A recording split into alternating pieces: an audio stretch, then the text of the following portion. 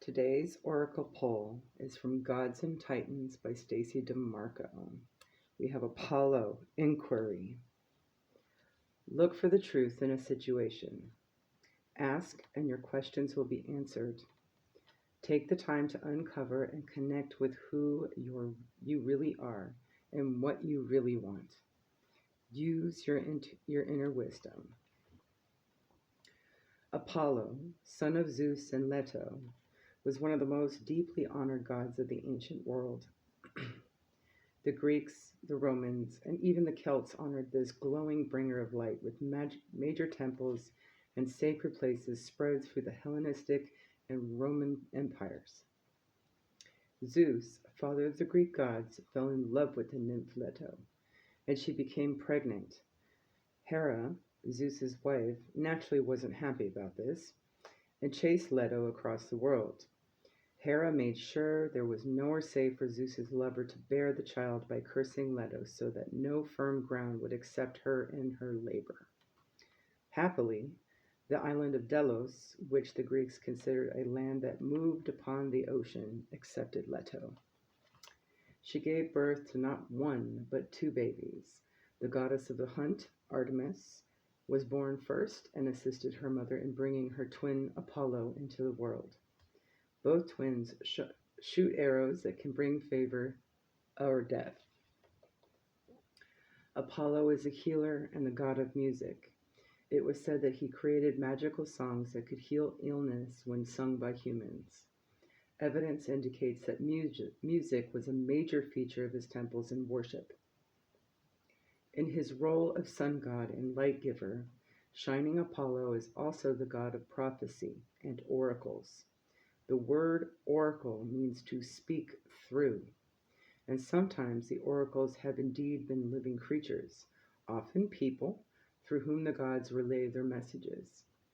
The most famous oracle was that of Delphi in ancient Greece, where Apollo was said to speak through a priestess known as the Delphic oracle. Some of the most famous generals and conquerors of the ancient world, including Caesar, Alexander the Great, and Croesus of Lydia, consulted the Delphic oracle.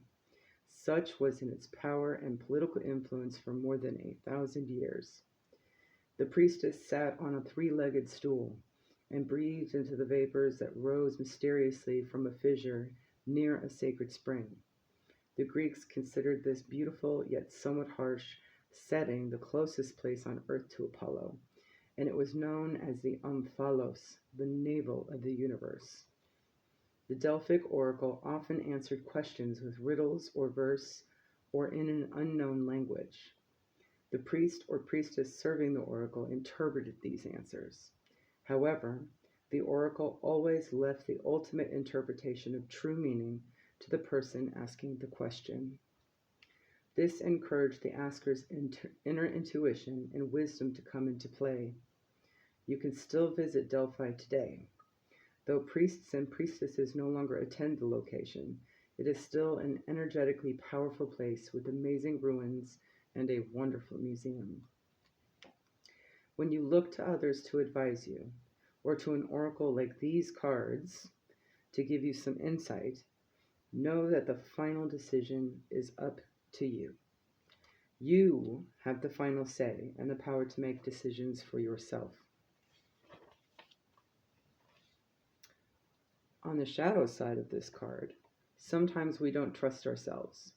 We think that all the answers to our problems are outside ourselves, and we consult lots of other people for advice. Remember, even though we can gain good advice from others, it is ultimately up to ourselves to decide what's best. While Apollo was a great healer, he could also send illness and plague. He did this when displeased or as a cleanser when a great evil was at work.